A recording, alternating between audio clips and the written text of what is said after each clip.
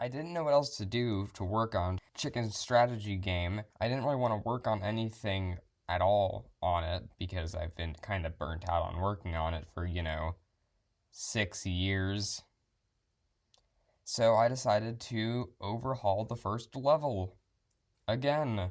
I started by rearranging the map, like taking off some parts, sticking new parts on, deleting a bunch of stuff, and then freaking out because those things needed to be there, and then adding them back, and then debugging the code because it got mad at me for some reason. And I created a new model for the lightning turret. Not the lightning turret that you have, but the ones that are just positioned on the map.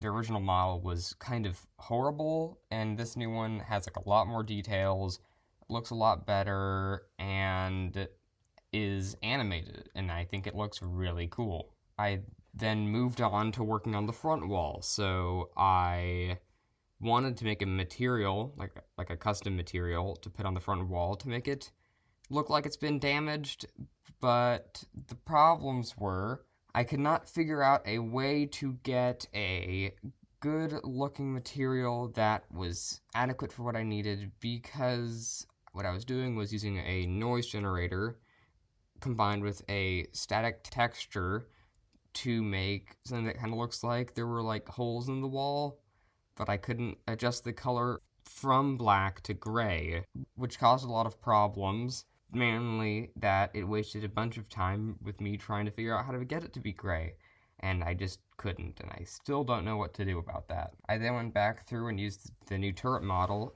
in the old turret blueprint to make it move, but I did run into some problems where, since the model I created was like made to look like the finished state, the turret like gun part was offset in space, so whenever it would move in the game, the turret would move into really weird places and make me really frustrated, and I had to go back into the modeling software and move everything around and then export it again so that everything would work correctly.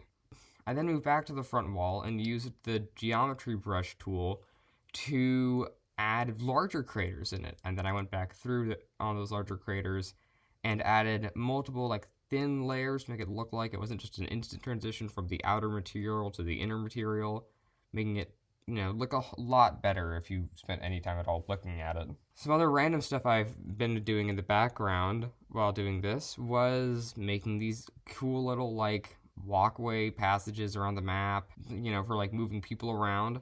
I implemented smoke in a much better way, and it's basically done. And I added a bunch of new, well, not a bunch. I made 2 new medics for the infantry spawner building, and the plane up to this point only had 2 functional upgrade paths, rate of fire and damage. I went back through and added the economy path for it, which every 20 seconds or so it will spawn in a supply drop with a large amount of money that scales based on how many upgrades you give it.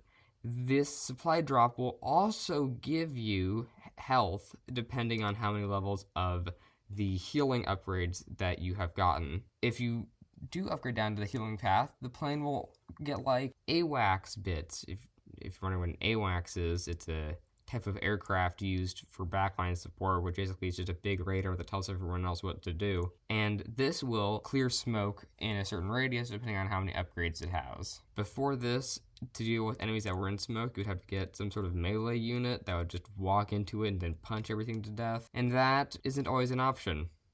That's all I have to talk about. Goodbye. Do. Da. Do. Da. Do.